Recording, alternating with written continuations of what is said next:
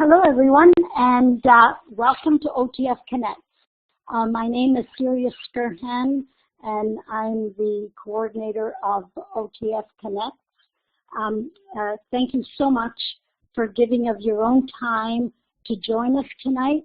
It's wonderful, absolutely wonderful to see representation clear across the province from the north. It's wonderful that you give of your time to join in these webinars. And it's great to have you people in the room, so welcome. It's my pleasure tonight to welcome Crystal Lake, who will be facilitating the webinar, Growth Mindset in Mathematics. Crystal is new to OTF Connect and is scheduled to present several webinars, so I'm thrilled to have Crystal joining us and presenting. I know she's going to bring lots of knowledge, skills, and creative ideas to share with us tonight. So welcome, Crystal. I will now pass the mic over to you so you can get started. Okay, everyone, can you hear me? Can you just give me a thumbs up if you can hear me okay? It's kind of odd talking to myself over here, but oh, some hands up here. Okay, so it looks like you can hear me okay. Thank you. Wow, it's dinging over here. So I was talking to Michelle earlier today, and he said, oh, there's nothing to worry about. We usually only get about 5 to 7 that come, and we have well over 25, close to 30. So I'm not going to lie, I'm a little nervous. Right now, this is my very first OTF session that I'm doing, but I'm really excited to be here. So yeah, so I'm going to talk to you about growth mindset in mathematics. So before I get started, I'm just going to tell you a little bit about myself. I put my picture on here because when I've come to them, I've always wondered what the presenter looks like, and that's what I look like pretty much when I'm around the house, I suppose. But my name is Crystal Lake, and I'm a numeracy consultant with the Catholic District School Board of Eastern Ontario. So I kind of go from, our board goes from the edge of Kingston all the way to the border, and then I like to say we hug Ottawa, so we're kind of rural Ottawa. So we have a lot of land to cover, but it's small in numbers, I guess, comparative to bigger places, but we have about 40 schools, give or take. So I've been teaching for about 10 years, and my experience goes from grade 10, from kindergarten all the way to grade 10, and I've had a few years as a part-time special education resource teacher and a part-time classroom teacher. Yeah, so that's just a little bit about me, but just so you know, my personal passions, I guess, are mathematics, technology, and I've recently kind of fallen in love with assessment, and I think it's just my work with mindset, and I really see a strong connection between the two of them, so it's a recent area of interest, and just so you know, I love to learn, so I really love that all of you have given up your time to come here tonight. So I'm going to try and make it as interactive as I can. I'm going to start off with some theory just to make sure that we're all on the same page. And then we're going to move into some more practical things that you could do in your classroom tomorrow. There might be some repetition in things that you've done or seen before, and I know that's bound to happen. But my goal for you is I hope that you can walk away with at least one thing that's new learning for you. And then just a little bit of a warning, I am going to be starting off just generically with growth mindset. In the later half of this session, we'll actually get into the mathematics. But I'll talk and touch on that a little bit later. But feel free to follow me on Twitter here. So it's, I guess, CLake04. I'm on there every now and then, and I tweet things out, or I retweet some of the great educators that I'm following, so feel free. And if you have any questions, feel free to email me as well. Okay, so let's get started. Yeah, Debbie, definitely. They really do, growth mindset and assessment really do connect, and I'm going to touch on that as we go on. But before I get started, I want us to use some of the tools that Michelle talked to us about, and I want to get to know you. So that I know who I'm teaching to. It'll just give me an idea of where to really focus my teaching, or not my teaching, but the leading of this session. So I guess I'm just wondering what do you teach? And so I'm looking, because the session was geared for K to 8, and I put other just in case you're a consultant or just occasional teacher. Exactly. So yeah, you can just drop a symbol in there or type some text. Either way is great.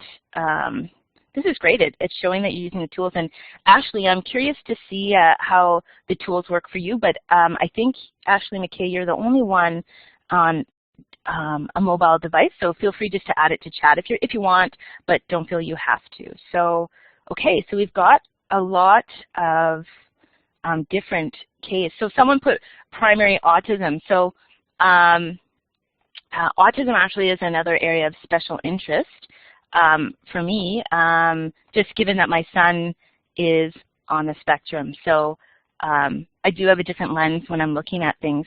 And Corey, I see you have a question there. Did you want to use the microphone, or did you want to type it in? Or was that now gone? Okay. So Corey, if you do have a question, feel free to butt in. I see that you're typing, okay. Wow, really different to be on this side. Oh, we've got someone who's just K to 3. Oh my goodness. And Spec Ed to 6 to 8. This is gonna, oh no, don't worry about it, Corey. Don't worry about it at all. This is gonna be a great session. We've got quite a spectrum here, and I'm gonna do my best. Hopefully there's something that's appealing to all of you. So, so let's just kind of, I see that most of you have done this, so we're gonna have another interactive slide if you haven't figured it out just yet. Oh, we've got some French immersion, it looks like. Okay, so I'm gonna move the slide. We're gonna go, and I'm going to change the slide here. Okay, so how long have you been teaching? Now, I don't know. I've got a different kind of number line here. It's a 0 to a very long time, so where you put it will be interesting. Oh, I like that people are using the drawing tools too.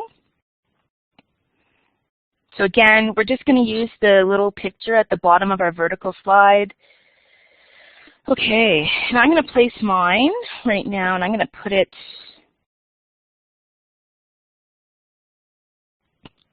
maybe here. Yeah, mine's, I just put the orange arrow there, and I'm thinking that's where I might be. 2 years, Ashley. Okay, that's awesome. Wow, we've got a range here, but a lot of fairly new. So here's my question. How did you know where to put your symbol? Because I didn't have a number at the very long time. Halfway to retirement. I love it. I love it. So about how many years is retirement? You know, how many years do we teach? Oh, 16 years to go. Is that you, Glenda? Or you've done 16 years?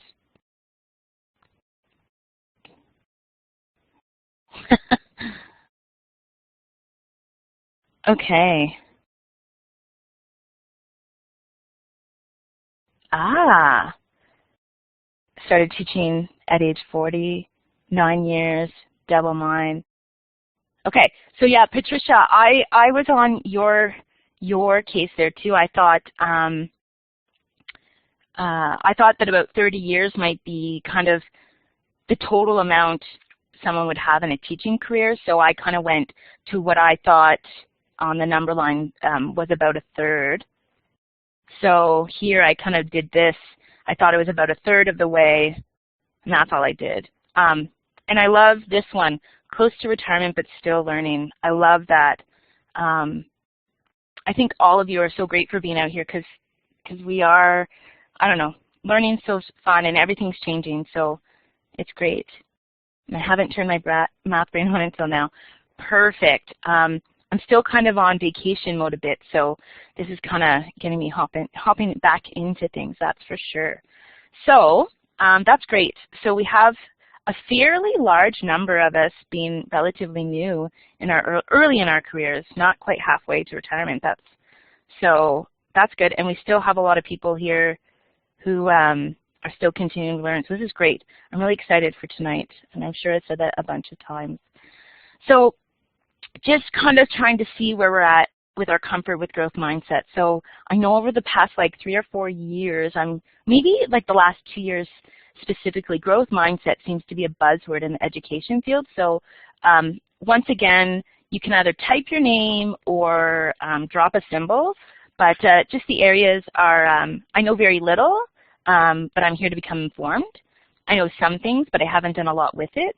I'd like activities to try tomorrow. I know a fair bit, but I need some ideas to bring to the classroom or school community. And the last one is, I know a lot, and I'm looking to share and collaborate with other colleagues across Ontario. And I really think that that's the advantage here to doing these sessions, is we do have the opportunity to collaborate in a different setting with people across Ontario. So we've got different ideas. So this is fantastic. So again, arrange. Okay, so again, I'm going to keep things as status quo, and I'm going to hope that you're going to walk away with some new learning. So that's awesome, Ashley. That's great that you're here to be informed. I thought maybe you were the one with the cell phone here because you're on the cell phone, or a mobile device, but I guess not. Oh, and we got another here too, Glenda. Oh, that's you. Oh, perfect, perfect. Okay, so let's. Oh, you're on a cell phone. Wow. Do you mind me asking, I know this is off topic, but how is everything on the cell phone?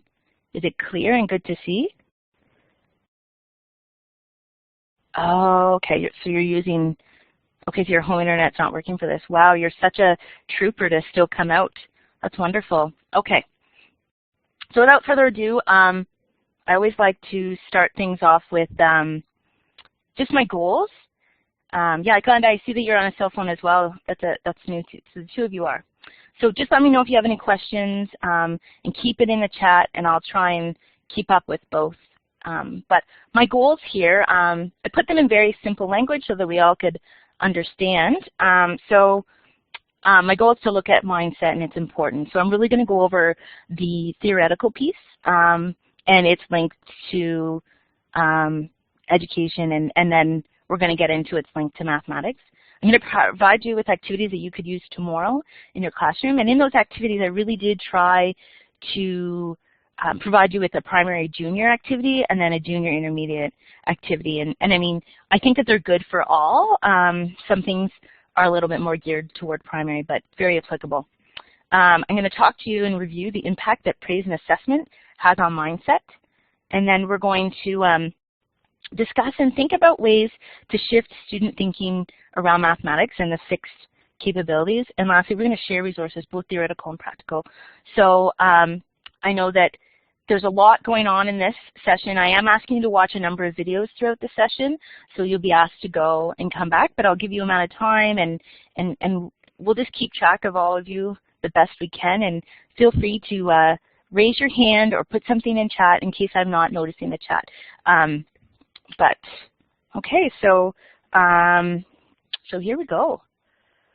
Okay. Oh, also, that was the other thing. I am going to be asking you to kind of participate often and reflect on the kind of learning as we go along.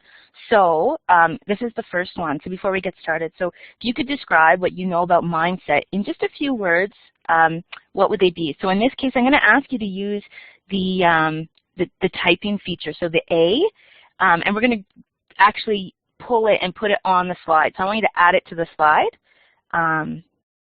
okay, or you can add it to the chat. If you put it on the slide, then it might be easier for people to see, but you can put it in the chat as well. That's great. Okay, and Glenda, I see that you're trying to sign in on your computer, but Blackboard's not liking it. So I'm not sure. Michelle, is there any words of wisdom you have there for the Blackboard and computer? The tools that you can use on the mobile device in Glenda is on her cell phone, so she needs to use the chat box. There's no other way to do it. She can't type on a mobile device. No, I know, Michelle, but she's saying that she's having difficulty getting Blackboard on her computer. Okay, I'm gonna. I don't know exactly what is the problem. I guess I can give her. I don't know if she can hear me. I could give her a phone number to connect. We have a support. We have a support team and she could always call the support team, I guess, or try to log in again with the from the email. So hold on a second, where is that? I'm just looking for the support team number. Okay. Oh my goodness, you guys have a wide variety here, but I love it. So I like this one here. We've got, I can't do it yet. I love that as well. Belief that I can improve or that we can improve. The idea that mistakes are valuable. I don't know it yet. So open-minded perseverance and willing to try and try again. Culturally related, and it impacts how one learns. And I really do think this idea of culturally, I think we do need to build a culture in our classrooms.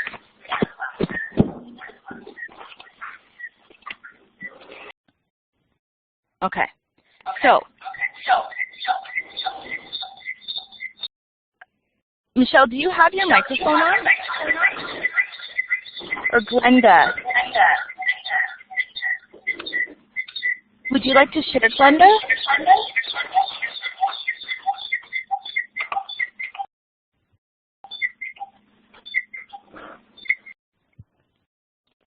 Glenda, we're getting feedback from your microphone, so if you could turn it off, that would be great.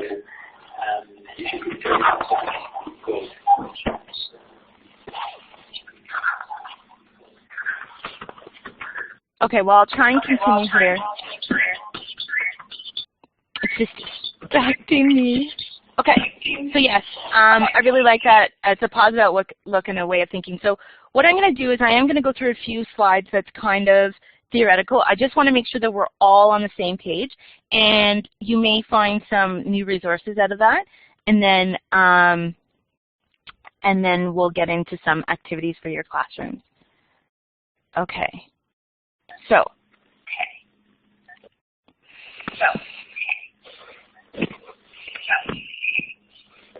So what is mindset? So this is just from,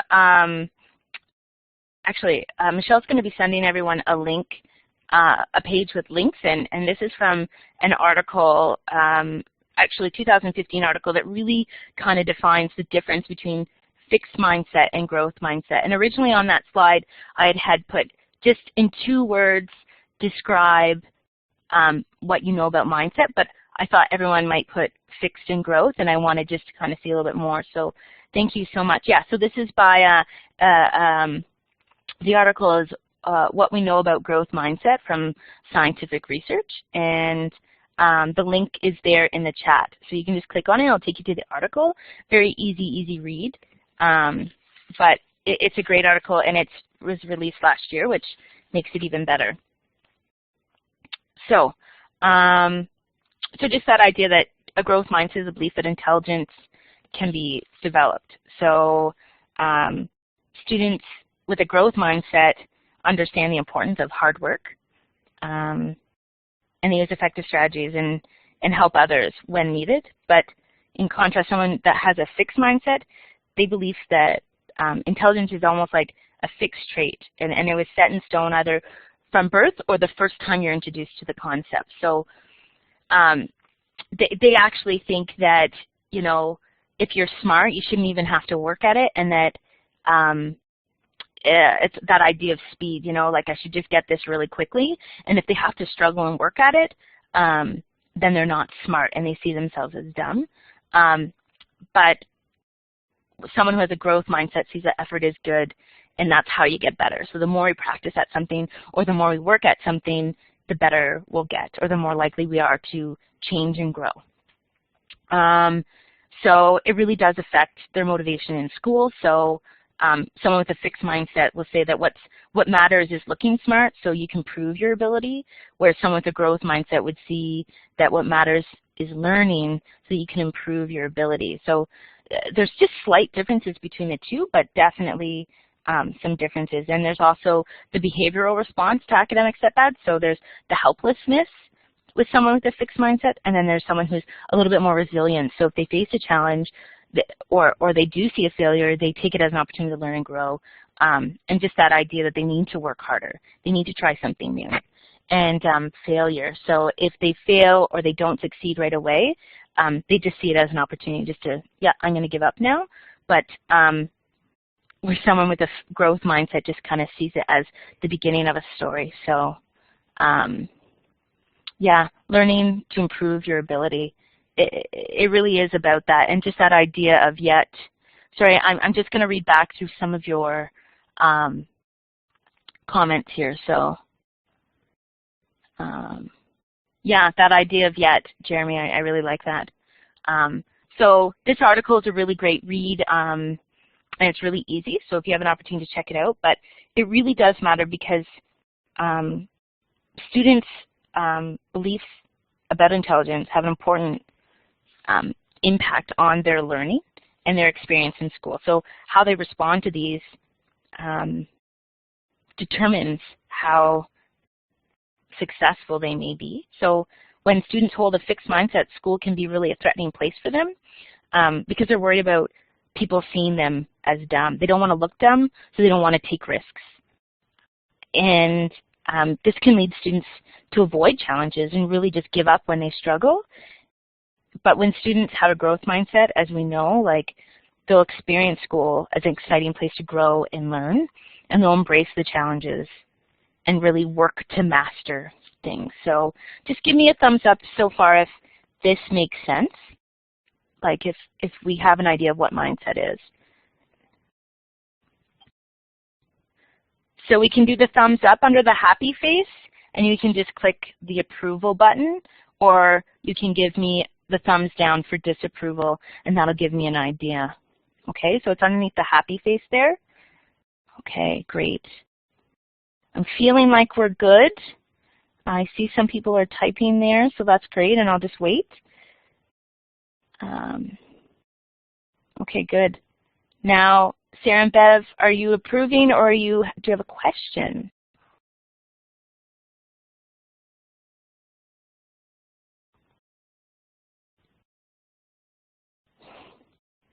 Oh, Jeremy, you're funny. I like it. We do need to make mistakes in order to learn, so that's great.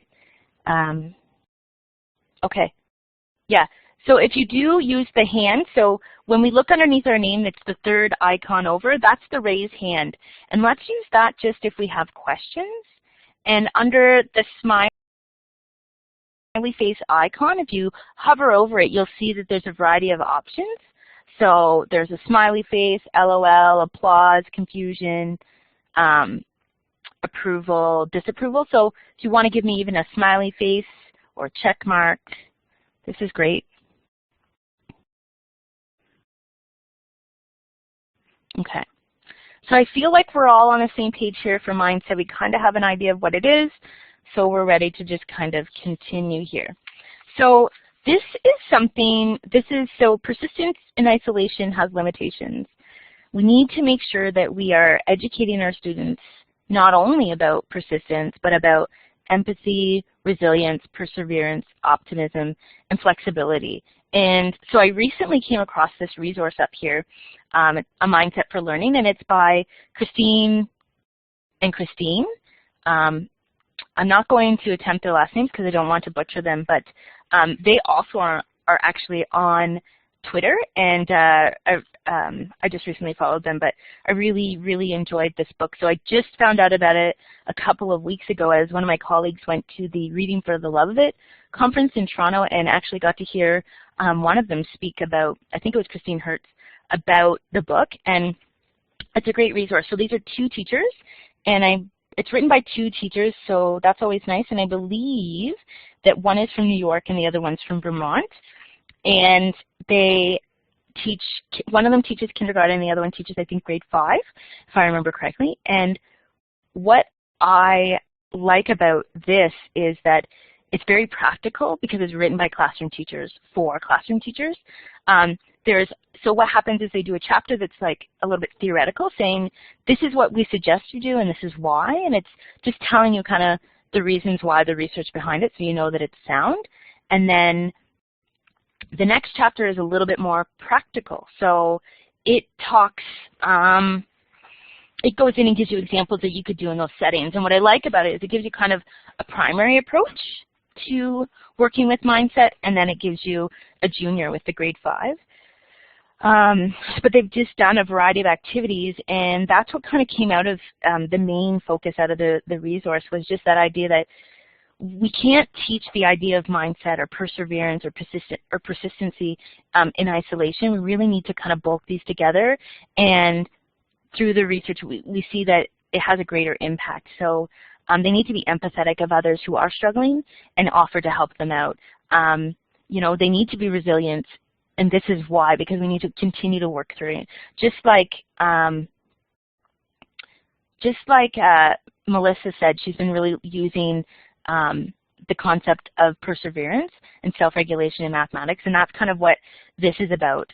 You know, we are persevering, and we want to stay optimistic, and we have to be flexible. We have to know that sometimes there's more than one way to do it, and just because the way, you know, the person beside you is doing it doesn't mean that's the only way, and if you don't do it that way, it's okay. And I'm going to touch a bit on that as the presentation goes on. But if you're looking for a new resource, I really liked this one as a classroom teacher, and to use as a classroom teacher, it's really, really easy to use. I mean, easy to read and then just go and apply it. So I really liked it. So if you have, so Michelle put it in the chat, the link for this resource where you can get it. I got the online version of it because I was so excited to read it. You can download it onto 6 devices, so that's kind of handy too. But I'm just going to leave you with that before we go on. So this was a really important one, which had me really, really gauge my interest. So this is a book here. This is by, and I think I'm pronouncing it right, but Mary K. Ricci? I don't know. But she is out of, I believe, New York City, and she worked with students in a high poverty community. And I think she, if I'm correct, I've read so many resources now that I get them kind of mixed up sometimes, but she taught kindergarten, and she tracked their mindset over 3 years. And this is what she saw. So in kindergarten, when all her students came in, there they have it. It was at 100%. Her students felt confident. They felt like they could do whatever it is the teacher needed them to do. They could do anything, and they weren't afraid. When the teacher asked a question, they all had their hands up, and that idea of feeling dumb never was anything that kind of came up. By grade 1, she noticed there was a bit of a drop. So we see this here. By grade 2, it dropped to 82%, but the big, big jump was in grade 3, where we only have 58% of growth mindset. Now, before you get thinking about things, remember this was written in the States. It's not Ontario, so it's not EQAO necessarily, if that's what you were thinking, but it is grade 3 definitely by then. And it's just something that had me reflecting. What are some reasons why maybe by grade 3 our students are kind of changing to a fixed mindset? You know, that's a big difference. What do you think?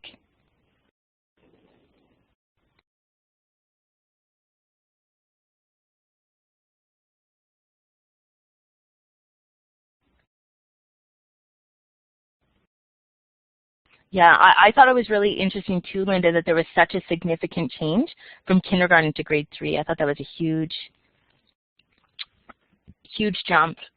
Sarah, I'm not sure if they do standardized testing in grade 3, but that would definitely be something to look at for sure. Yeah, yeah. Curriculum is heavier, yeah. And confidence, exactly. Like they start to lose confidence, and we have to figure out why. Just a note on this resource here. So this is a fantastic resource if you are an instructional leader in your school or in your board. What I like about this resource is it really gives the theoretical piece, but it gives a practical piece that you can bring and teach others about growth mindset in it. So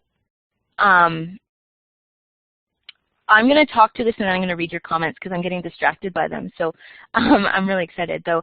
So what I liked about this, there was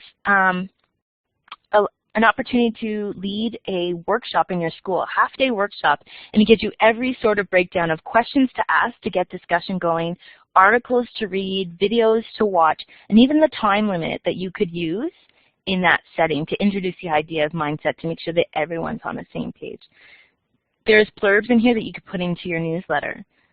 There's information in here on how to connect this to parents, the information of mindset to parents. So it's a really great resource for those instructional leaders if you're interested in that aspect. So just another resource there. And I'm just going to go back and just make sure I haven't missed any big questions or comments. Yeah, that idea, Angela, of comparing to the ideal, that definitely starts to happen more and more as they get older.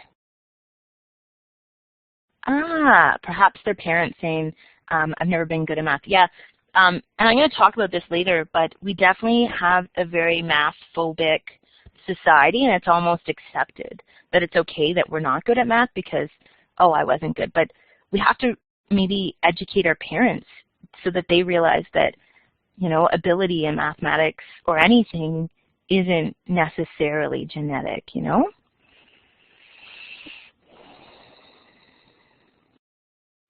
Yeah, students do become aware that they are falling behind, that's for sure.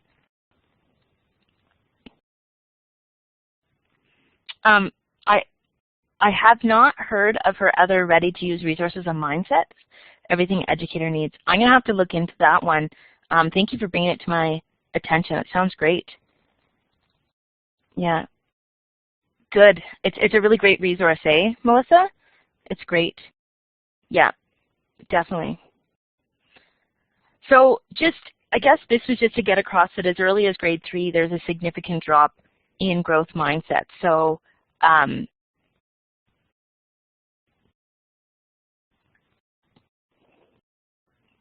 exactly, Cindy. We don't accept that for students who can't read, so we shouldn't be accepting it for students who can't do the math. And we're going to talk to that too as the presentation goes on. So, but definitely, I just wanted to bring importance the significant drop there.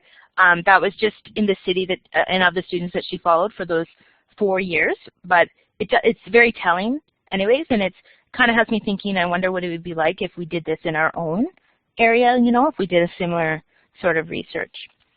But we just have to teach and educate our students that they can succeed. And I really do think a big part of it has to do with that culture, as someone mentioned earlier. So at this point, because I've just thrown a lot out at you, I just want to see, is there any key point of new learning that's happened so far? You know, like maybe it's what is mindset or why it's important to invest time with developing a growth mindset in the classroom. Maybe it's a new resource. Maybe it's, you know, just talking about why it's necessary to build a growth mindset culture in our classroom. So you guys are really great on the chat here, keeping me busy. There.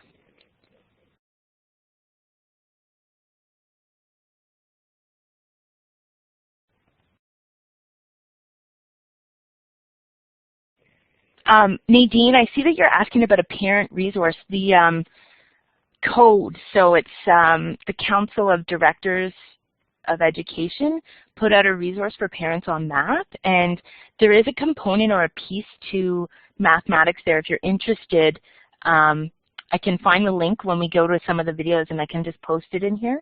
It's all free resources, and you can order it online, and they'll send it to you. They send you, there's a poster you can put up in your school, things to put in newsletters, brochures to hand out.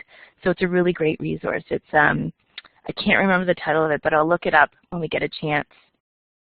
Okay, perfect. Next week. Okay. There is a little bit on growth mindset, and there's a lot just on explaining things to parents for sure. SO Family Math is a great tool. I'll have to look into it.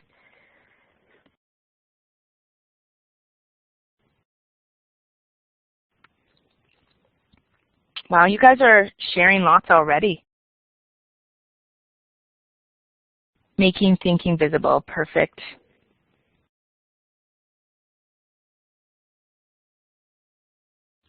I like that, Cindy. I do think that we need to be modeling that things do get difficult. And someone in the chat too also asked about how adults feel about failures and making mistakes. And I'm going to tell you this, I'm one person who really, really doesn't like to make mistakes.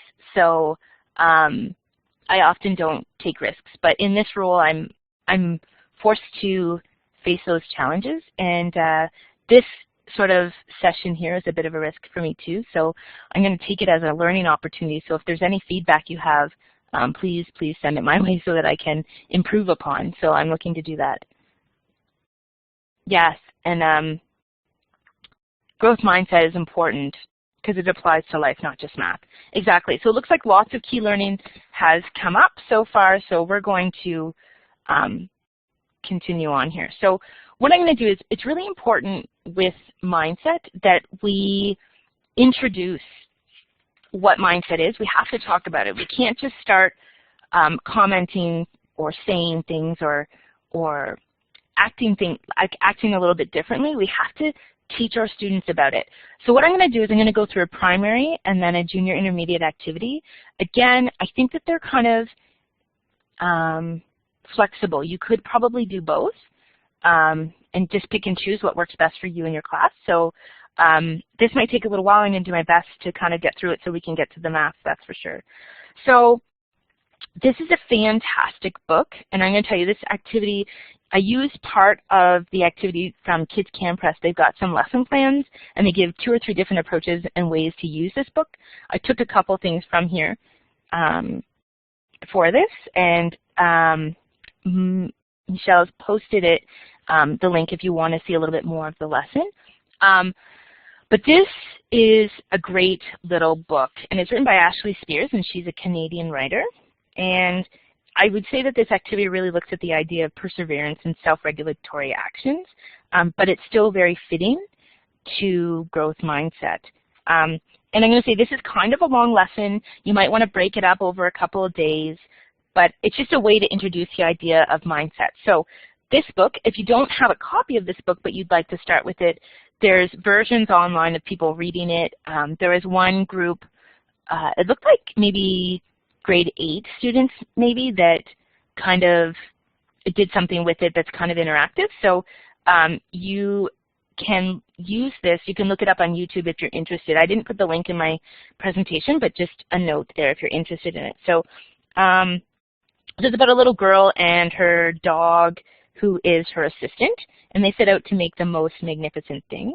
But after much work, the end result is not what the girl had in mind. So she gets frustrated and quits, but her assistant suggests that they go for a walk. And I think along their walk they get some ice cream, but they walk some more, and then it becomes clear to her what she needs to do to succeed. So she kind of looks at all those, all the trials. She must have tried like 20 different tries, and she kind of reflects on them and kind of picks out the things that were really good about them and then puts those all together and makes the most magnificent thing.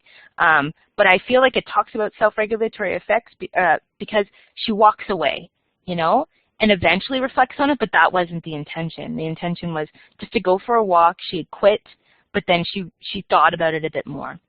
So, so what I would suggest is to start the lesson off by looking at the words, the most magnificent thing, and ask students, you know, what do they think those words mean? I mean, magnificent is a pretty big word, so what could it mean and what does it mean? And really make sure that they're aware of what it means. And then read the book to the students, and then create a table with the headings like on the banner over here. So I've got the banner. So you could use a Venn diagram if you wanted, or some other sort of system that works for you in your class, but just the headings of goal, barrier, and strategy. So if you set those up, and then ask the class to think about the main character, and ask her, like, you know, what was her goal? And so her goal was to build the most magnificent thing. And what were some of the barriers? So it didn't work. you know, she got angry, so she couldn't work through it, and then just the idea of frustration. Those are all barriers. But see what they come up with. They might have other things, and that'll work too. And then just what are some strategies? So she tries again, she goes for work, and then she tries again. And just that idea that she took a break but came back to it. And then really looking and focusing on the fact that she did get angry and she did get frustrated, but she didn't stop. She kind of kept going, you know. So that's what I like about this. And then I would ask students to reflect on a time when they were challenged when they were learning something new and what they did to overcome it. Maybe this can be done as a whole class. Maybe this can be done like in a turn to talk. It's up to you how you may want to do it. And then I would suggest that the teacher might share a real situation to them, to the class, where they maybe persevered, because I think it's really important for our students to realize that we have found success and we struggled along the way to get there. And, you know, maybe our struggle was math, but we worked through it and we were able to really get it. Maybe we used different tools or strategies. Maybe it was something else. You were trying to do a cartwheel or whatever it is, but make it real for them. Maybe if you were trying to do a cartwheel and then you could show them a cartwheel, that would have a really, you know, ta-da effect. The kids would love it. But I don't think I could do a cartwheel though. So, and then I would just tell students that we have to take this sort of mindset of thinking about what our barriers might be and kind of come up with strategies ahead of time. But tell them that when we do get frustrated or we do find things are challenging, things can be hard, but every time we do this and we have some new learning, our brain grows. And so, again, like I said, this could be separated or broken up into a couple of days. But then I would show them this video. And this video is Brain Jump with Ned the Neuron, and it's about 2 minutes long. So what I'm going to do is, Michelle's put the link there, and we're going to take a little break. I'm going to ask you to click on the link and watch the video. And we're going to take just about 2 minutes, and I want you to go watch the video, and then we're going to come back so that I can continue telling you about this lesson. Okay? If you can click on the link, you can just cut it and paste it into your browser and watch the video, and then we will be back in 2 minutes. Yeah, and when you do come back, if you could just give me a thumbs up so I know that you're back. Thanks, guys.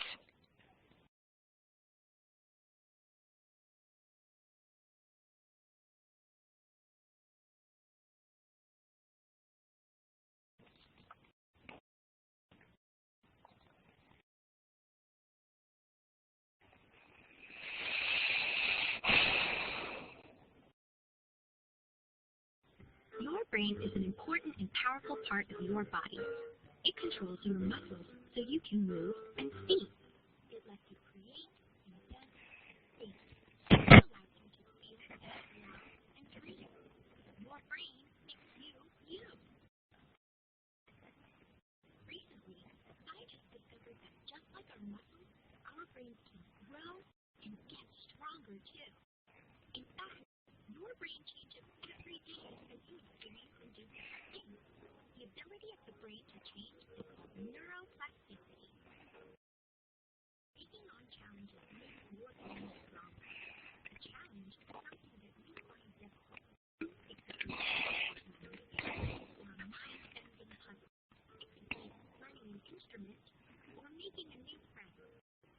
Challenges are not easy, and we often make mistakes when we try them. Your brain is made of billions of small parts. Okay, everyone, are you back? If you're back, if you're finished with the presentation, please give us a thumbs up. Go on the smiley face and give us a thumbs up. Thanks.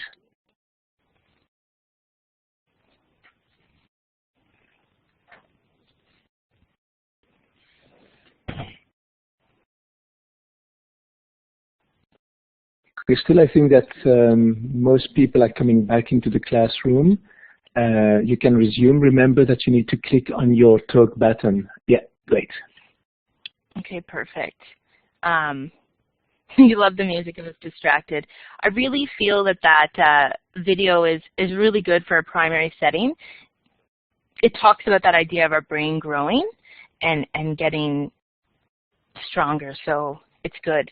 So what I would do is I'd have the students watch this with Ned the Neuron, and then I would ask them just to share some of their key learning, and I would record some of their ideas on chart paper. Again, maybe I would probably suggest having them turn and talk, or talk to their elbow partners or clock partners or whatever it is you use, so they have an opportunity to talk about their learning, and then they can share their ideas as a whole class. But I would suggest to watch the video twice. Watch it once, ask them some questions, and then watch it again to look at it again, because we need to do things more than once to grasp the learning. So I'd watch it again, and then I would add to the class list. And I just discuss some of the key learning. You know, ask students to pick one or key thing that they feel is important, and ask them just to draw a picture about it to remind them of the new learning. And I would, after they draw these pictures, I would post those pictures around the chart paper so it can be very visible. And this is something that you can add to this list, this idea of growth mindset or idea of learning about the brain. We can add to that as we learn about it. And if students feel that they want, there's other learning that's important, just they can draw a different picture if they want, or they can add to it. So, but yeah, so I would have them do that, and then yeah, I just continue adding to the list, and then I would ask them to talk about some of the challenges that they have. Again, it's up to you. You might do this as a whole group or in partners, and then I'd have them just in pairs talk about what some of the barriers were to them finding success, at least right away, and then maybe in small groups they can talk about strategies that they could use next time. It's important to talk about it, it's important to reflect upon it, and it's important to build on that. Sense of community and building that and working through it as a group is also building that culture in your classroom. And then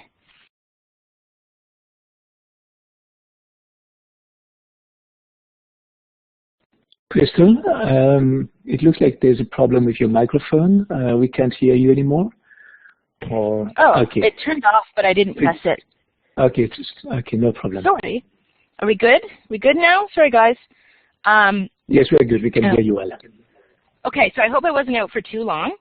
But just have them reflect on a challenge that they're currently facing, and then have them think about things that they could do when they face that challenge again. And this is really difficult, especially for young ones, to identify where they're struggling, but maybe just keeping that in the back of their mind as they move forward. Again, I know that this is a huge introductory lesson. I think it's important to show them an example of mindset. I think it's important to talk about it. And I also think it's really, really important to show them about the brain and how it learns. And maybe you have a different video that's better. This is one that I picked out for primary. It's not the only one. There are a ton of resources out there. And I'm going to kind of speed it up because I want to get to the math stuff. So Nadine and Debbie, your hands are up. Do you have a question?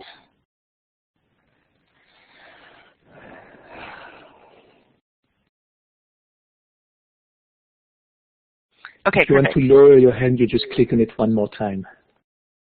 Okay, so now on to a junior intermediate. Again, as a junior, you might do a bit of the first one.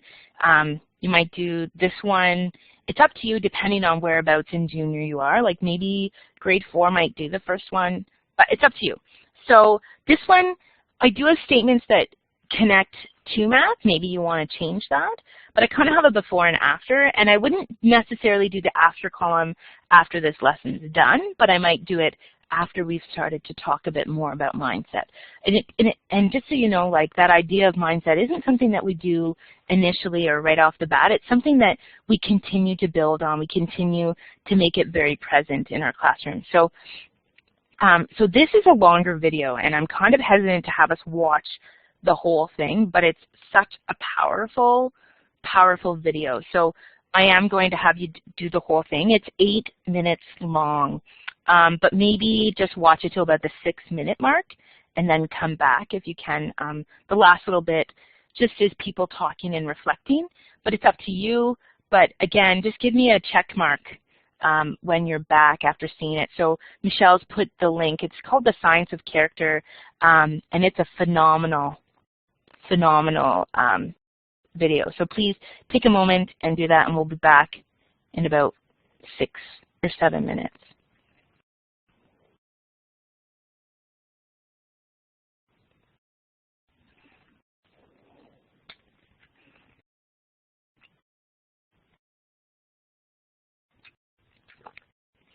So Bev just rejoined the room. Michelle, do we need to post that link again? No, she should see the link. So I think that everybody can access that link. Go to the video right now, and then we will be back in 6 or 7 minutes. Remember to click on your talk button when you leave now. Yeah.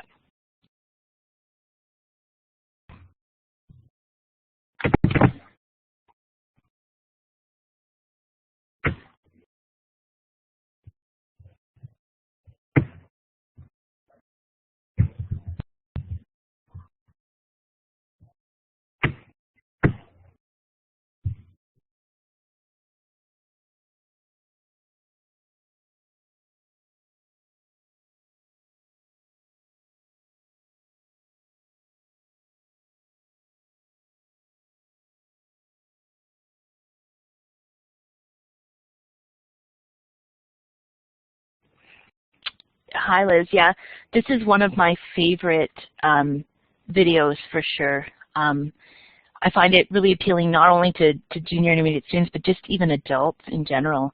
I find it really empowering too. So,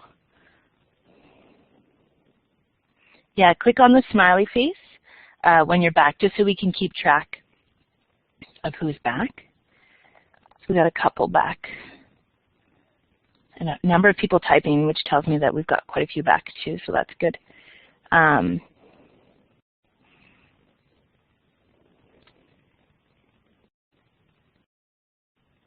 Yeah, I agree that they talk about that, the same areas as in autism. Yeah, I found the whole thing fantastic. So I'm just going to kind of continue on just because of time. I really want to try and get to some math stuff, which I might not be able to tonight. We have a very, very interactive group here, so I hope that you're finding this beneficial. So, so what I would do is I'd probably start off before anything and just kind of give my students a survey just based on these 5 statements. And these statements are, some of them are from Joe Bowler's course. I'm not sure if you've ever taken it. Joe Bowler is a researcher out of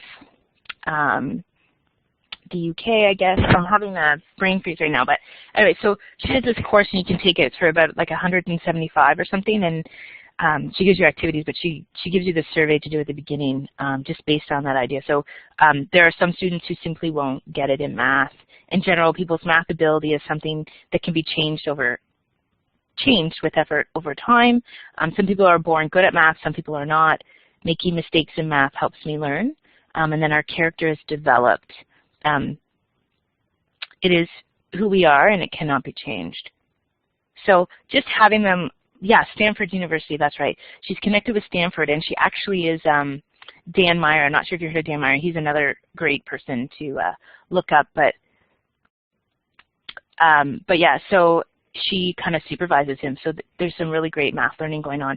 But if you have an opportunity to take her course, it's awesome, and so is Dan.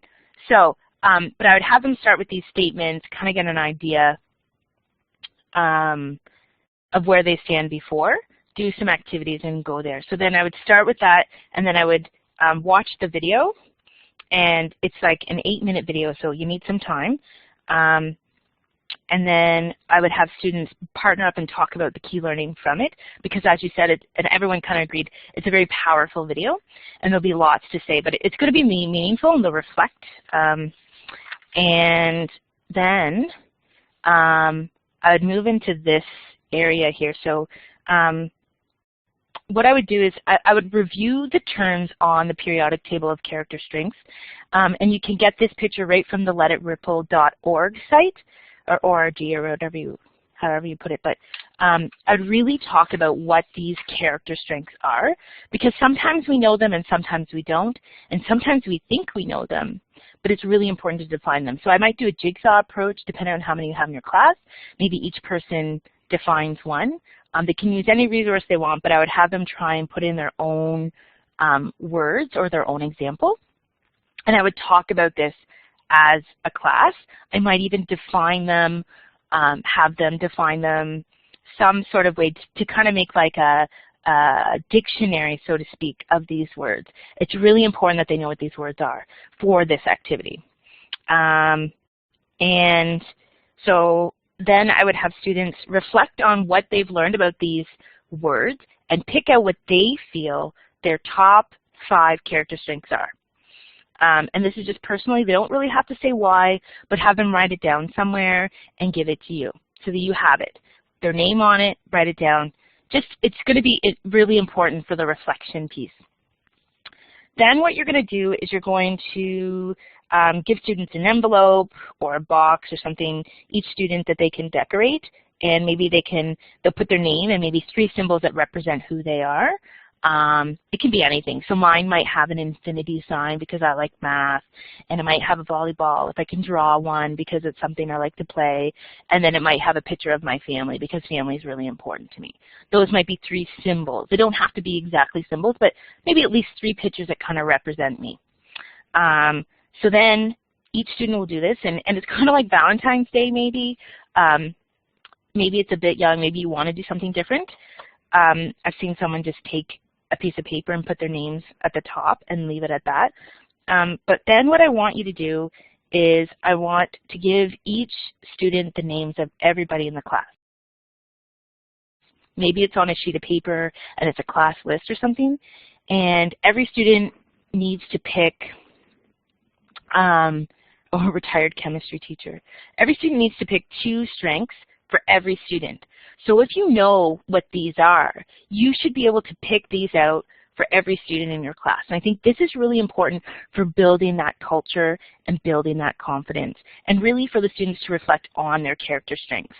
So you might give this to them just to reflect on overnight. It's not something that they can probably whip up. They have to reflect on the students in their class.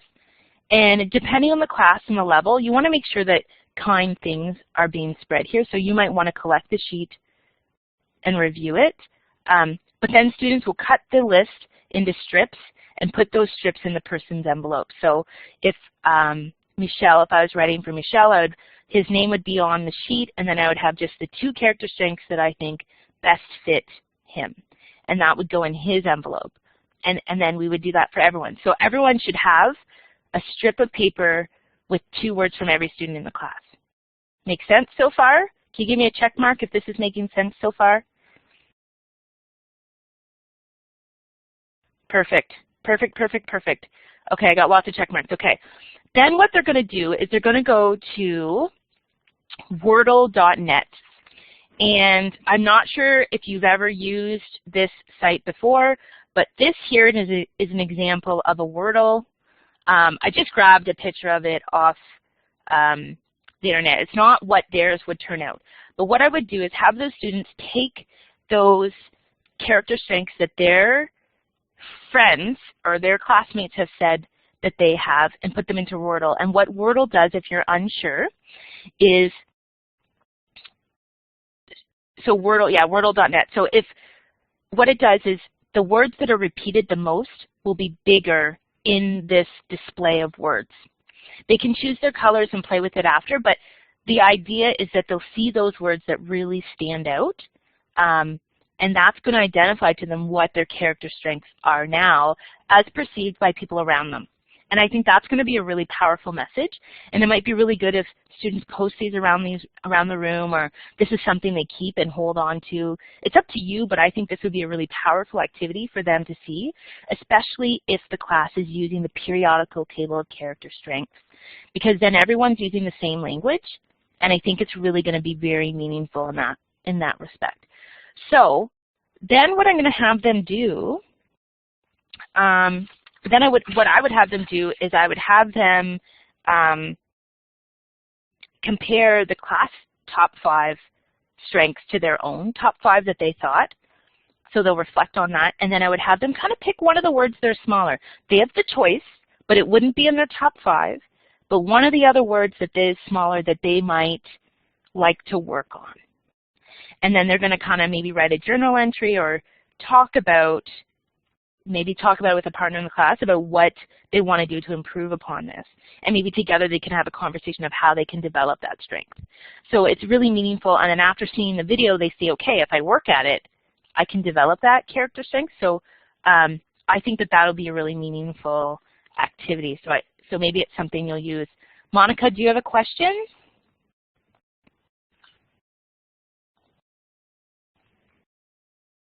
Oh, I've never heard of that word cloud site, Angela. I don't even know how to pronounce it.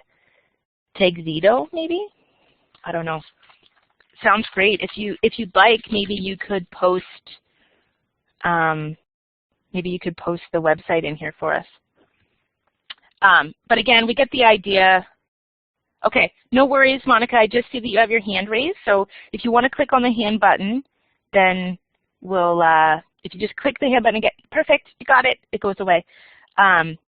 Okay, so I've never used it, but maybe it's something I want to check out. But does it do the same idea that it makes the word big if it's repeated many times?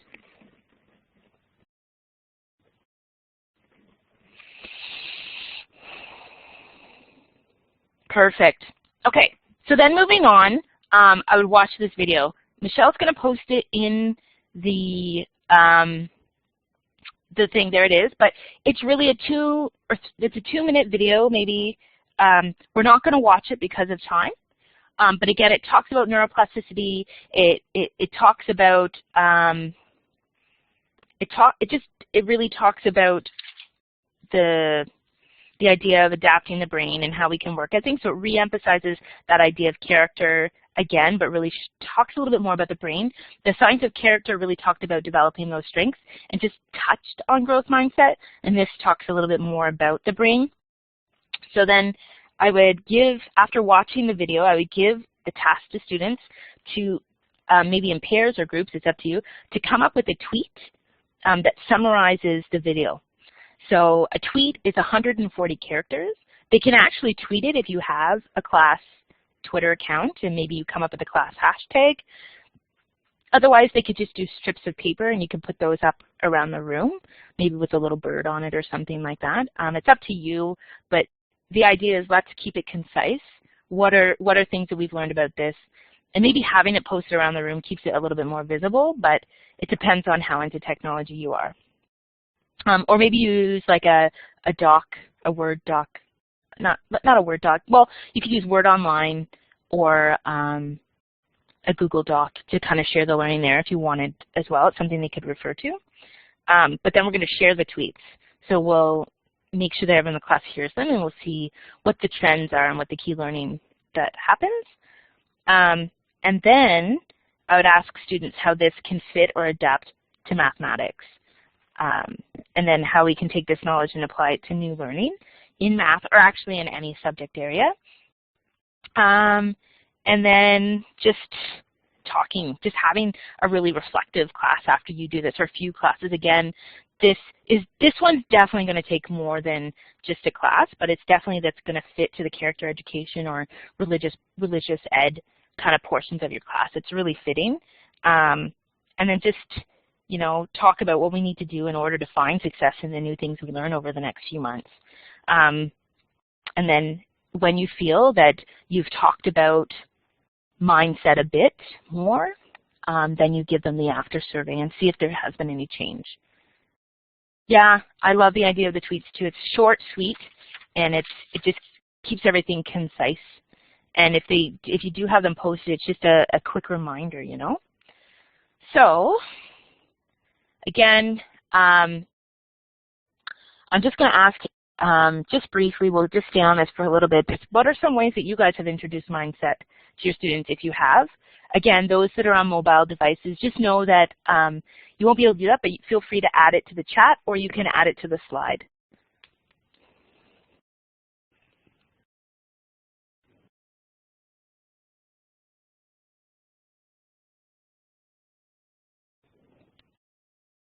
Oh, I like that idea of making a Wordle old school.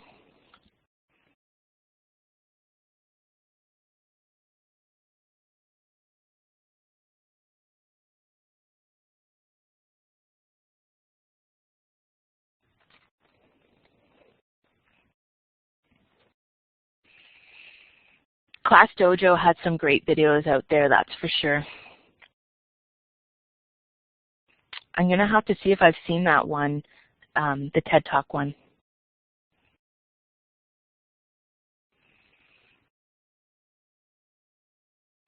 Self-assessment, interesting you put that on there. We're going to get to that hopefully later in the presentation.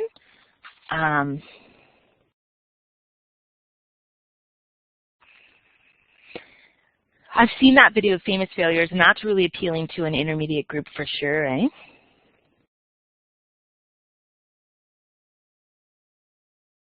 A walk in the rain with a brain. Fun. So this sounds like there's lots. So, oh, I like that idea, showing them their progressive work with pictures of growth. Just because of time, I am going to cut it short with the sharing, but feel free to continue to put these in the chat, and I'm just going to continue on, okay? Thank you, everyone. Lots of participation. I'm very excited about this. So, okay, again, this is another video, and it's a really appealing one too, and I'm going to I think I'm going to make the professional choice to skip the video because we only have about 15 minutes. But again,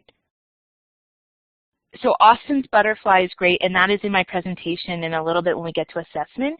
And Austin's butterfly is phenomenal when it comes to assessment and self-assessment. I'll touch on that hopefully tonight. Hopefully we get there. Again, Michelle will send out all the links that I have. Just so everyone knows, when I prepared this, I was really worried I wasn't going to make it to 9 o'clock. And I really, when I did a run-through, I may have gone away for the break, and when I did a run-through, I was really short, and I was really panicking, but it looks like I'm going to be running out of time for sure. But I really appreciate the participation, that's for sure. Thanks, Michelle. I was lost for words, and it was perfect timing. So this is about praise, and really Carol Dweck did a big study in the States. She took about 400 students, gave them an IQ test, and half of them she praised them on their intelligence. So you're really smart, you did really good at this. The other half she praised them on their ability. So you worked really hard at this, and so then what you're doing by praising them about their intelligence, you're telling the student that you value how smart you are. You value that intelligence, whereas telling students that I like how you worked at this, you worked really hard at that, you're telling them that you value the effort. And so what happened in the end is that, so they gave them this IQ test, that's how they did it, and then they gave them another test, and they told them that it was going to be harder. They could take a harder one or an easier one. So those that were praised on their intelligence actually chose the easier one because they wanted to appear smart. But those that that they praised the effort, they chose the more challenging one because they realized that you valued the challenge. So thank you, everyone. Lots of positive feedback for sure. This is a fantastic video, and I wish we had time to watch it. But if not, please take a chance to watch it over. I can't believe I'm not even halfway. Well, I am halfway through the slides here, but really just that idea is, this is a quote from Carol Dweck, and it says, the wrong kinds of praise creates a self-defeating behavior. The right kind motivates students to learn. And that's why we're in this profession. We want to motivate our students to learn. And we have to think about that. So this movie even had me as a parent. You know, I used to say, "Oh, you're so smart. You're such a smart boy," to my son. And now I've really caught myself. So my son has started to skate. And I want to say, "Oh my goodness, you're so fast. Look how quickly you're getting it." But I'm biting my tongue and I'm saying things like, "Hey Logan, see how your slush pants are covered in snow? That's because you keep working so hard and you get back up and you keep going at it." And you know, like he's kindergarten and you could just see like the perseverance in his eyes, and it's really amazing. Like when you start to reflect on how we praise our students, we have good intentions when we do this, and we're doing it to tell our students that, you know, we're supporting you and you're doing great things.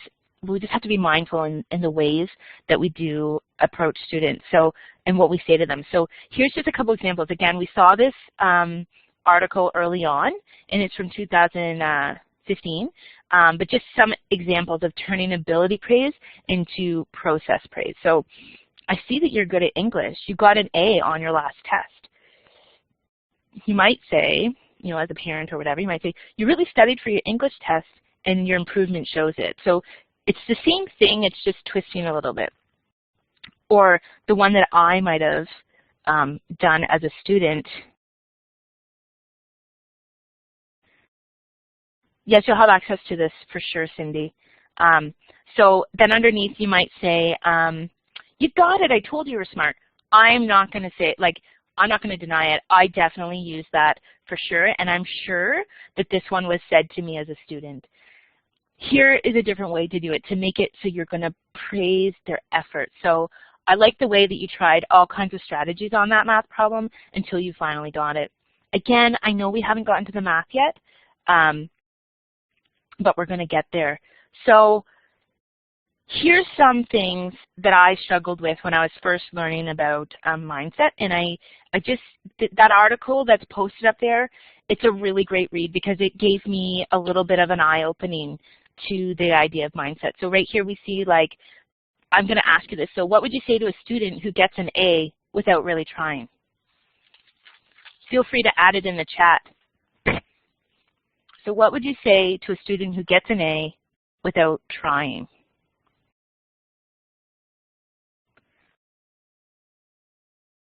I'm going to tell you this, I'm really bad at wait time, but I'm going to try.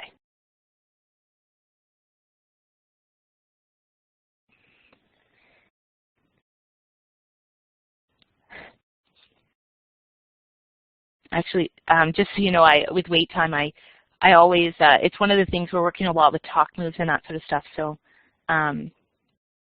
yeah, I like that, Jane. Imagine the learning that can happen with more effort. So in this article, she gave a great example of what to say. This is what she said. She said, "All right, that was too easy for you. Let's do something more challenging that you can learn from." You know, we don't want to make something that's done quickly and easily a basis for admiration for our students. And that's something that's really key, because sometimes those fast finishers, "Oh, you're done already." Like, I think we need to say things like that, like, you know, "Did you find it challenging?" Right, Nadine, just like that. "Did you find that challenging? Is there something that we can do?" Or that's where you kind of come up with, "Okay, let's change this a bit more to see if we can make it just a little bit more challenging for you," and push them forward. And that's how we're going to differentiate for our students too, which is what we need to be doing. And I know it's hard, and so I think it's a different way of planning.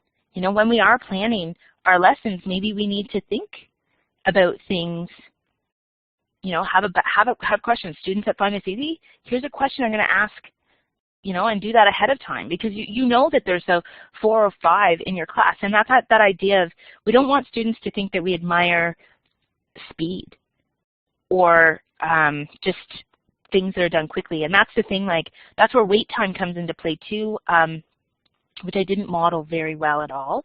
But what happens is that students start to think that, okay, those 5 people always answer first, and she always picks on them, and so speed is what she wants, and then she moves on, so I'm just going to let them say it for me, and then I don't have to really participate. And we have to kind of change that mindset in our classroom, and that's a whole part of that, building that culture.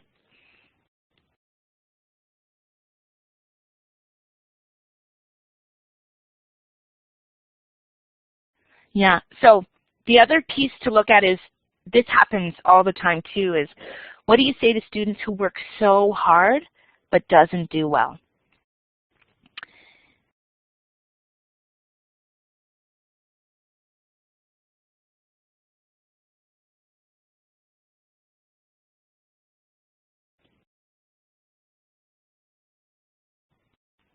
Yeah, I agree. Planning is very different, and we have to be flexible. And an area that I need to work on is my questioning. So for me, when I plan, I have to think about what are my reflection questions going to be, and I have to think about what would I say, because when I'm planning, no longer am I planning like a traditional math class where I'd write a note on the board, we'd do an example as a whole class, then we'd do an example as pairs, and then we'd do it independent. Not that gradual release anymore.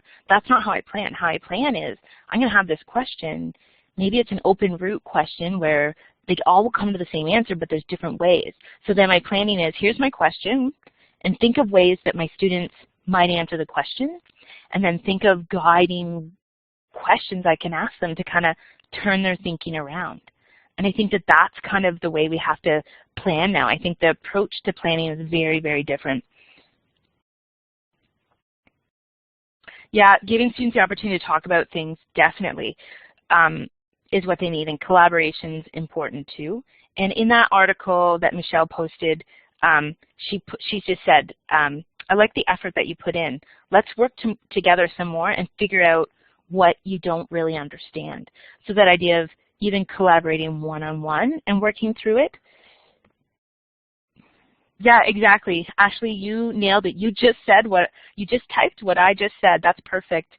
And I shouldn't have praised you like that, but like the video said. But no, really, it's hard. So that's perfect. So so I have a few slides to go that's focusing on assessment, and then I actually get into math. So, and we're at about 5 to 9, but here we go. So we've all seen this document. We've all seen this document, the Growing Success document. And the primary purpose of assessment and evaluation is, feel free to add to the chat, what do you think the primary purpose of assessment and evaluation is, according to our Growing Success document?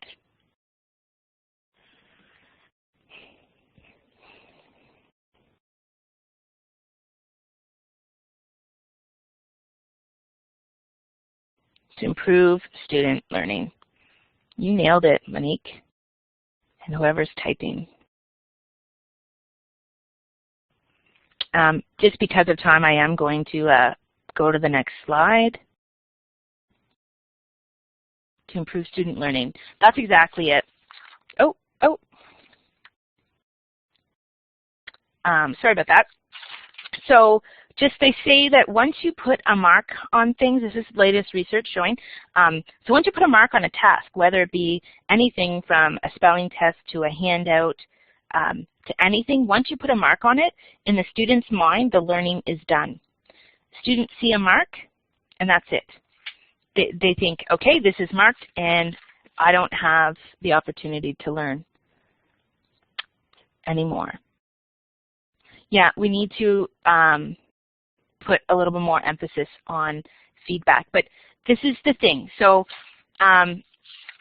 feedback is something that they're not used to.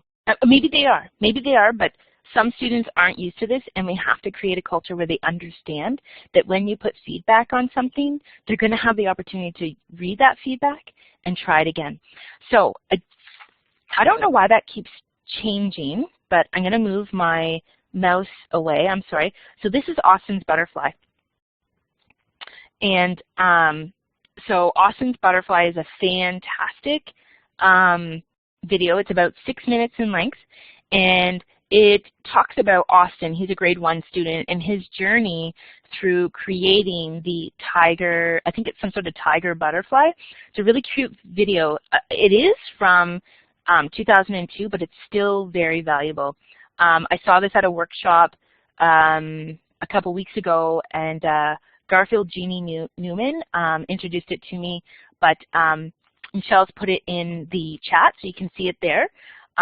But what it is students provided feedback to Austin. Austin's a grade 1 student, and he was told that he was going to draw a scientific drawing of the butterfly that's in the background. And so the teacher gave the students direction as to where the feedback needed to go. So in this case, it was, I really want you to focus on the shape, and we'll go from there, and we'll look more specifically at the pattern on the butterfly. So Austin knew he had to draw this butterfly. He looked at the picture, and then from his memory, he drew it. And you know what? Austin did a really good job. He drew a butterfly, and it looks like a butterfly, but then does it really look like the butterfly that he was supposed to draw? And it's really cute how, not empathetic, but how kind the students are in giving their feedback, and they're trying to be very positive about it, but all their feedback is focused around the idea of the shape. So the teacher said, let's start with the shape. And so then he goes through the process. And so then they tell him, oh, you need to change, pull out the wings a bit, and, it doesn't have to be so round. So then Austin goes back to the drawing board, and this is what he did, and he did a really great job. And then they gave more feedback. Maybe it's too straight, maybe it's jagged enough. So then he went and he made it a bit more curved. And so then Austin's like, oh, shoot, let me try it again. So then he went again, and he kind of got it. Yeah, we need to communicate it to parents. You're definitely right, and it's something we need to really shift parents' mindset, and we need to inform them a bit more that it isn't about the marks. And I think that that's really important to communicate to our students. So then after this, so then they said, you know what, you got it. So let's move from here and we'll work on the design. So Austin went back and he looked really closely and he made this design, and his feedback was, you know what, that's great work. I think you're ready to color. And he colored, and this was kind of the end result he got. Really great video, talks about feedback. I would show it to my students so that they could see the impact that feedback had, and we can build that culture of giving feedback. And it's not going to take one try and it's going to be perfect. It takes practice and training. But again, I know you're probably thinking, when am I going to have time to do all this? But we need to put these things in place to see everything else, emerge. Building a classroom culture is just as important as getting through the curriculum. And I think that, we can get through it all. We just have to, they kind of go hand in hand. So it's just as important. So again, that's a 6-minute video. Michelle put it in the link, in the chat, so if you get a chance to look at it. So when I'm talking about teaching my students about assessment, I would definitely show this to a primary, junior, even intermediate. It's really sweet. It's cute. But a more junior intermediate activity about feedback, that's because, as I said, we need to teach our students about feedback because they might not be used to it, is this activity. It's a really great activity. I've done it with other staff. I've done it with students. It's really effective. So you give students you blindfold them, and you give them a beanbag, and they're going to toss it 10 times. And in round 1, they have the beanbag, and they're going to toss it into a bucket, or they're going to toss it into a hula hoop. And so they're going to be blindfolded. In the first round, the group says nothing. They just toss the beanbag 10 times, and they give it back. The second round, they toss the bags, and all you say is, yes, it's in, or no, it's not. And then the third time, they toss it, and the group gives as much feedback as they want. And what's really good about this is that the feedback they're getting is timely, the feedback they're getting is accurate, and it's descriptive. And students have an opportunity to try the activity again. So I always ask the students, if I'm doing this with educators, I ask them to reflect on it and how it would link to assessment. And when I do it with students, I would have them think about it like, what was useful? How did they feel during these things? And we would reflect on that. Ask them what was useful, what they liked. And actually, when they did round 1, many of the students actually were doing some self-assessment. Like, they were thinking, one of them said, I was trying to figure out how long it took you to get it back to me so I could assess how far away it was. Some of them were using, just listening by the sound. But round 2, they said, was the most challenging because just yes or no wasn't enough. And sometimes that's like when we hand something back with check marks or X's but with no comments, no way to bump it up or to make improvement. And again, that's where the marks kind of come into play too.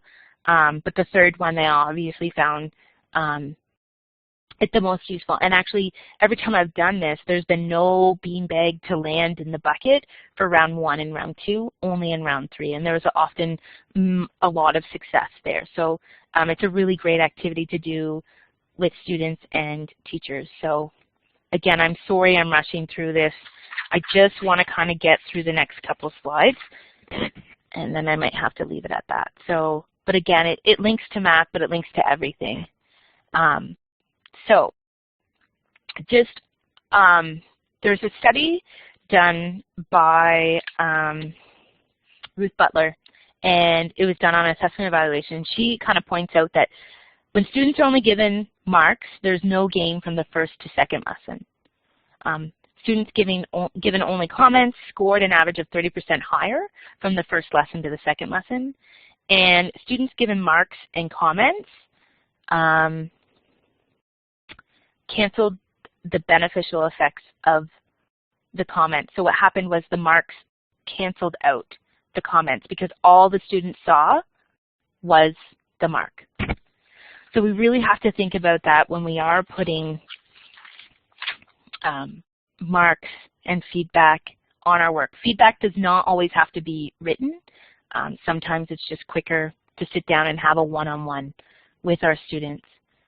But right here in the chat, I'm going to ask you what are some key things about feedback that we need our students to understand.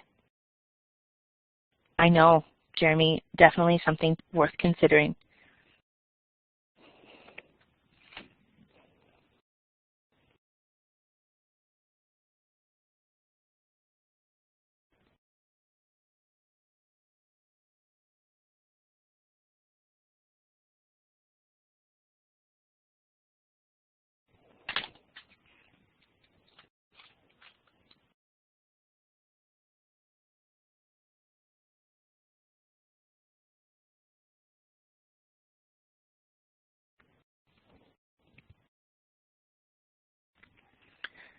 Yeah, exactly. So I think that it's good to know we need to teach our students that this feedback is valuable and it's going to help them improve. We need to give our students multiple opportunities to retry and improve. And that's why in Growing Success, it talks about the most common and most recent. And that most recent part is really important because the first time you give something, they might not find success on it. And that's okay because we're going to work on it over the next little while and they're going to get better. You know, we need to make sure that our feedback is timely, specific, and there's multiple opportunities. And I think that that's really, really important. Yeah, there is amazing growth. And it's one thing too, you can collect something and put a mark in your mark book with comments and anecdotal notes. Students don't need to know what their mark is. And yeah, and so there's a researcher out of Alberta, and I forget his name is passing me, but they have like an assessment consortium. I don't know if I pronounced that right. But they've done a lot of research around assessment, and what he said is that you only need to really put a mark on a summative assessment, something that is kind of their final opportunity of learning. That's the only time you really need to put a mark on it. So something just to think about and consider. And I'm really sorry that we didn't get an opportunity to get to the math, but I think we're going to call it a night. You guys have been a fantastic audience. I really appreciate all the input and all the comments. You guys are really engaged the whole time, and this is really exciting for me, especially since it was my first time presenting here, and it looks like I overbooked myself here, but you will get the math slides, that's for sure. Perfect. Please feel free to follow me. Syria or Michelle, did you want to kind of jump from here, or? Thank you so much, Crystal. Can you hear me okay? So if you could talk a little bit louder. Okay, is this better? Hello? Yeah, it's a bit better. You're a bit your voice is a bit faded, but we can always increase the sound. Okay, better now. Okay, fabulous. So thank you so much, Crystal. It was a very informative session, and you shared so many resources, and effective ways to encourage students to help build their confidence and provide so many opportunities for learning. So thank you again, Crystal, and I know you'll have an opportunity to talk about the math in the next sessions that you'll be doing.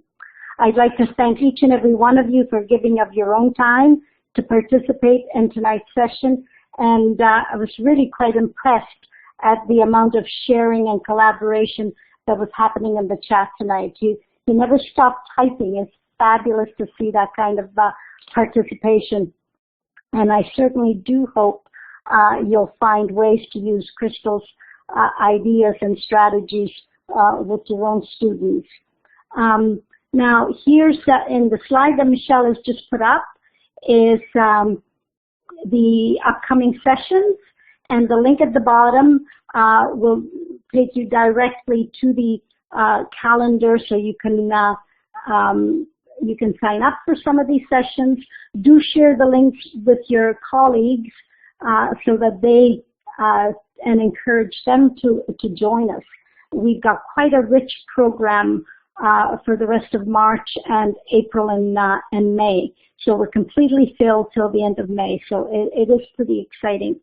One more thing for those of you that are math teachers, OTF has received ministry from the ministry, or I'll get it right. OTF has received ministry funding to support teachers in the area of mathematics and technology, and is providing a $450 subsidy to those teachers who successfully complete an AQ and ABQ courses on or after February 1st. So if you go to the OTF website, as is on the slide, you can get more information. So encouraging you to participate in that. Also, when you leave the room, you will get a link to a feedback survey. Your feedback is very, very important to us. The link is also in the slide there, and Michelle has also put it in the chat. Thank you, Michelle. We use your feedback to improve our program, and I'm already thinking ahead of next year. So if we do read all your feedback, and so please share with us. The survey only takes a couple of minutes.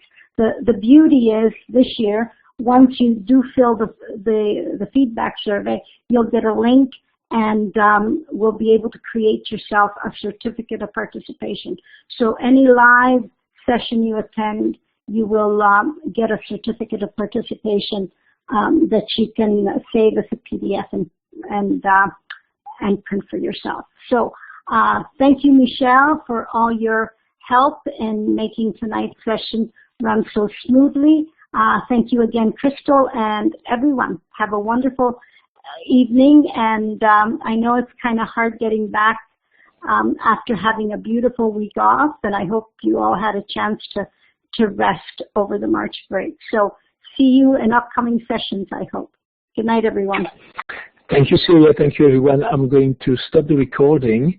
And then if you want to stay for a few extra minutes to chat with Crystal or ask a few additional questions to Crystal, that's fine with me. But I'm stopping the recording at this point.